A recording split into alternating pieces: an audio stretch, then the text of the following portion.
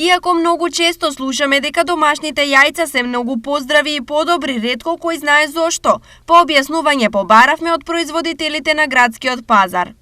Таа цел живот чува кокошки и има јајца, па поради тоа јајца од маркет никогаш и не пробала. Помеѓу јајцата кои вие ги продавате и јајцата кои се продаваат во маркетите и се од фарма.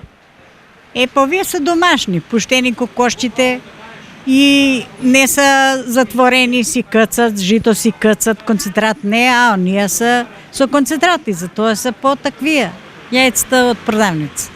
По што можат да се разликуваат овие јајца со јајцата од продавница? Па што може да се разликуваат? По јадењето. Како ќе оноде ќе го ранеш, така ќе биде, ама тие се вештачки и се увозни.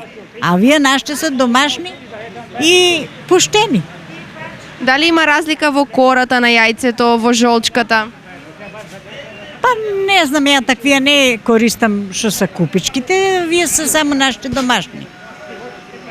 Со што вие ги раните вашите кокошки? Осадка.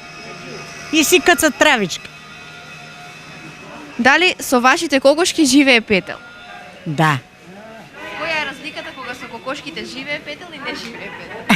Па сега тоа не можам да знам. Важно, мора да има зашо ако нема петел не можат да се ведат. Ово е ко семенување на кокошките. А која е цената на јајцата кои ги продавате домашни? Па како зависи од пазарот. Сега се 15 динара. Градскиот пазар во Штип вообичаено нуди многу различни производи, а меѓу другото се и производите кои се купуваат секој петок, а нивните цени после пладне беа следни.